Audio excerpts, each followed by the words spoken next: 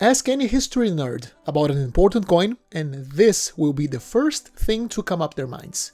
The Athenian Owl, arguably the most famous and most important ancient coin ever made. If one coin deserves the title of Queen of Coins, that would be it. Made with silver extracted from Mount Rhodian, on the outskirts of the city, the Athenian Owl Tetradrachm is this wonderful, big coin featuring on the obverse the face of the goddess Athena, protector of the city of Athens, and on the reverse, this charming little owl with an olive branch to its left.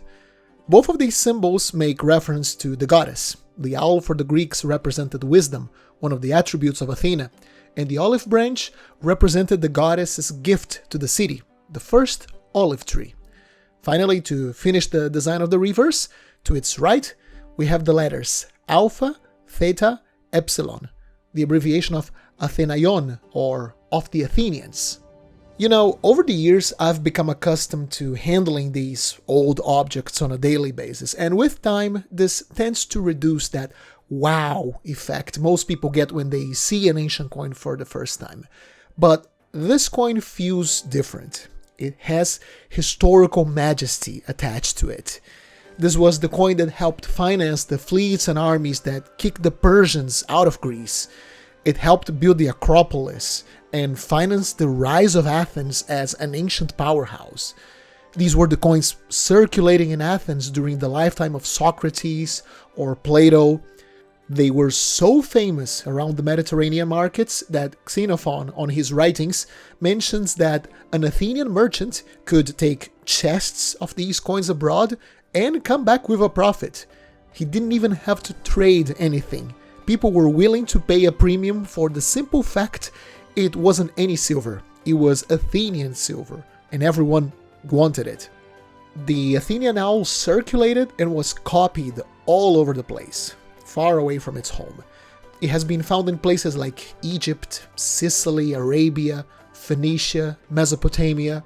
It really was the world's first international currency, because hoards of these coins and imitations can be found all the way out to the borders of India.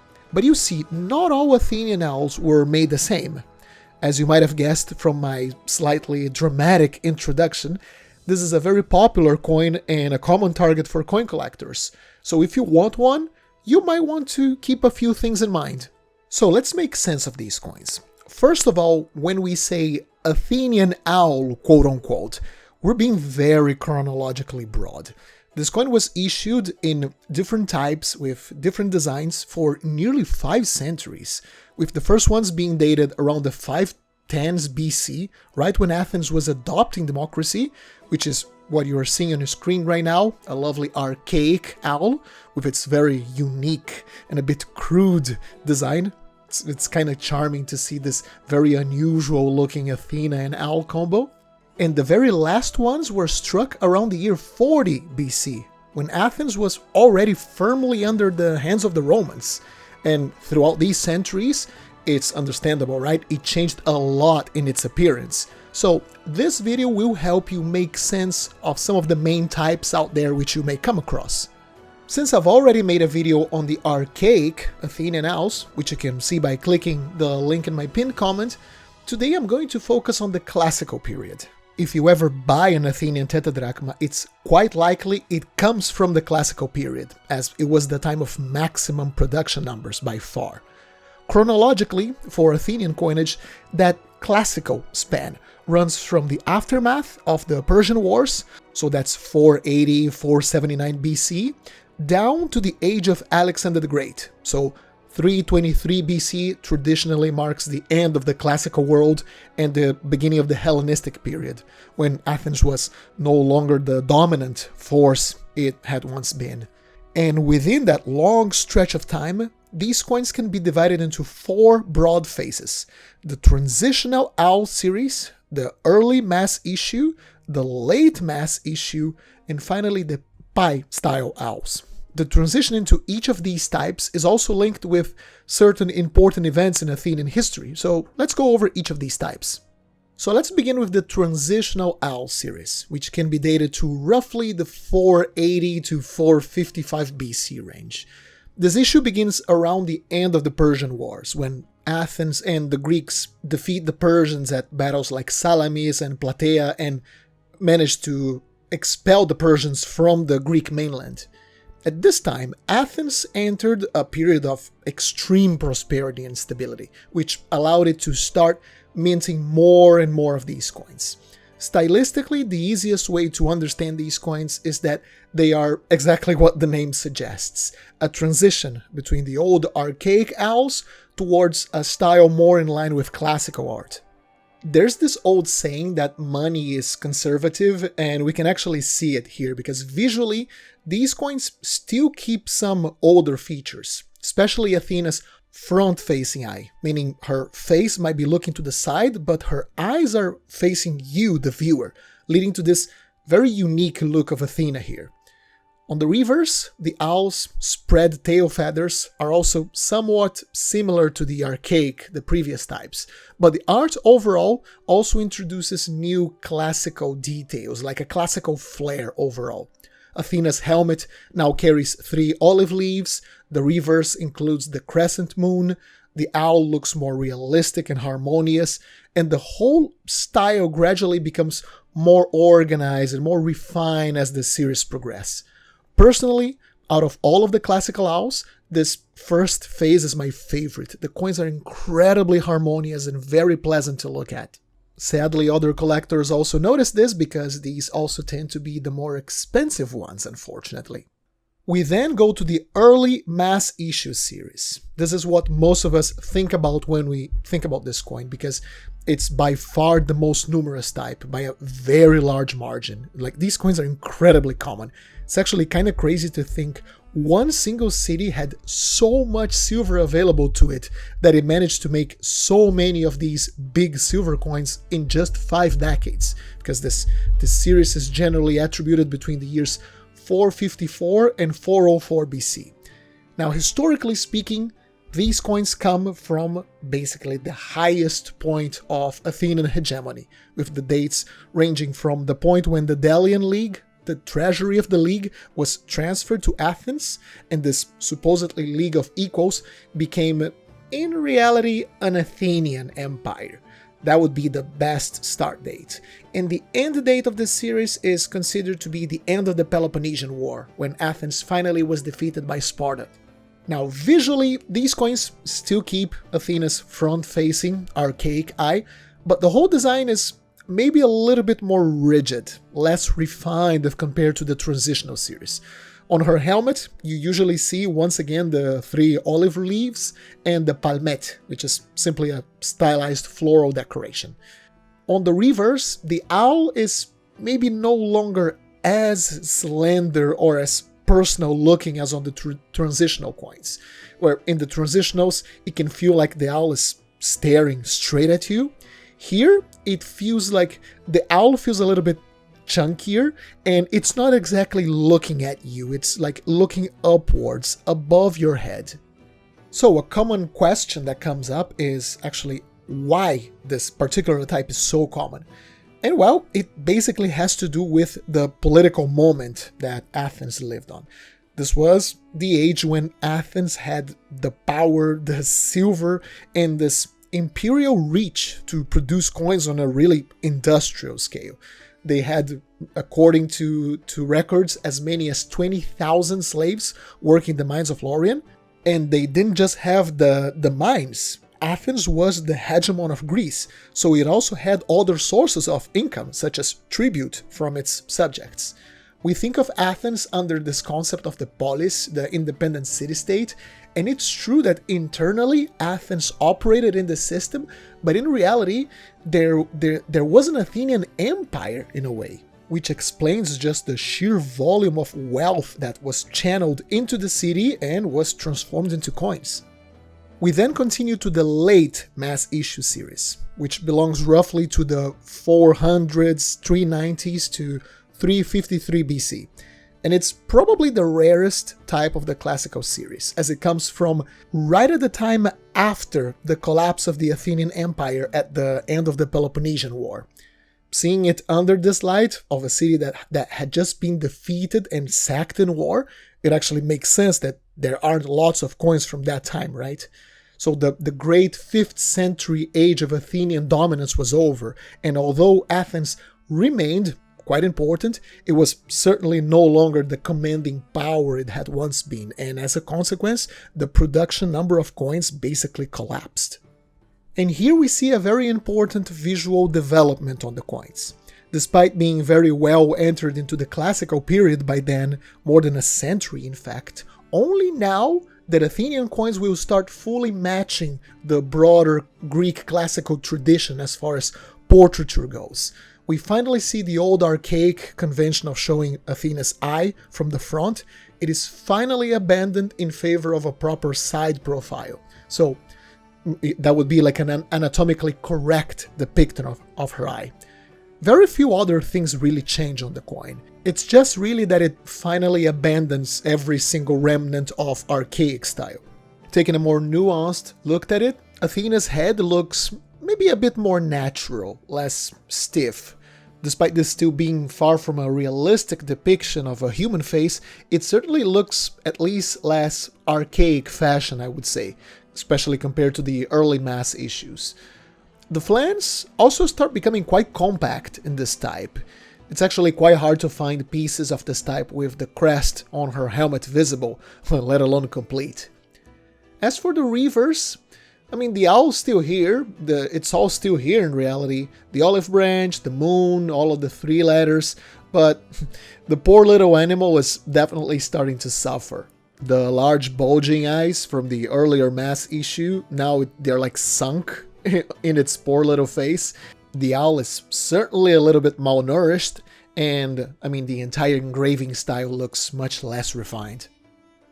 Alright, finally we get to the last type of the classical series, the pie-style owls, which begins in 353 BC, so late in the classical period, and it actually continues on into the early Hellenistic period. Historically speaking, this is the moment of a decaying Athens, a city trying to recover financially and remain relevant in a Greek world that was shifting towards like larger powers. This is the time of Philip II of Macedon, of Alexander the Great, and the rise of the great Hellenistic kingdoms. There is still a relevant number of these coins available, showing Athens was still a rich city despite its new position as a secondary power, but I personally interpret this as like a polis living out of its past glories, living out of its savings. And for those of you who enjoy the history of money, the history of monetary policy, this coin is fascinating because this series begins with how may I put it, like a state reminting program. So in 353 BC, Athens called in, it withdrew its silver coins and restruck them in order to raise revenue. The city was doing so poorly financially that it had to do this, which effectively worked as like an emergency tax. So how it works was that the old Athenian owls were no longer considered legal tender. Everyone had to bring their coins to the treasury, to the mint. They would be taken, restruck with the new updated design, and given back. But the city's money changers, they charged a fee. Estimates are around 3 to 5%. So if you brought 100 drachma worth of silver, you would get something like 93 to 95% back. So the start of the Pie Style series was not just like an artistic change, which was for the worse actually. It was part of this very interesting fiscal response to crisis, and that gives these coins this very different character from the earlier mass issue, from like the imperial Athens, the superpower, and now we have these scrawny little coins from a decaying city. Alright, visually, Pie-style owls still keep the profile eye of the late mass issue, but they, as you can see, like they look rougher, they look hastily made. And that is because they were indeed produced very quickly. So instead of like preparing neat round flans in the older way, like picking up the coins, bringing them to the mint, melting them down and restriking it, to make this reminting program go as quickly as possible, the mint opted for like a different strategy. They would flatten earlier coins, they folded the silver over, heated it up just enough for the coin to be malleable, and then restruck it, creating these very weird, thick, irregular pieces with these. They have like seams around the edges, they have very distorted edges as well, long stretched shapes. As you can see in this example here, like the whole thing, it looks like a ball really. It's hard to believe that this compact thing here actually weighs the proper 17 grams compared to the previous coins. It weighs the same thing, although it looks smaller. Some of these were actually so oddly shaped that old Greek numismatists nicknamed these coins as koutsora, or logs, for their elongated oval shape.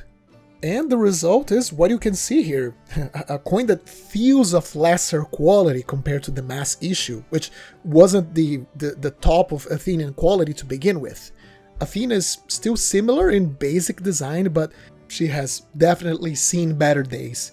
And on the reverse, the little owl is where the change is most obvious. It usually looks stiff, it looks less carefully engraved. As for its weird name, pie style, it's more like a numismatic convention, because something that tells these coins apart from the appearance is, as you look on the obverse, if we focus on Athena's helmet, on these, the little palmette, the floral decoration, it became simplified, and it now looks like the Greek letter pi, so that's where the name comes from. Focusing on the owl on the reverse, it once again just keeps the same general type as the previous series, and it just, in practice, it looks like a cruder, hurried version of it. I mean, just look at the eyes of that poor little thing. It's like scared or something, and it also looks a little bit malnourished.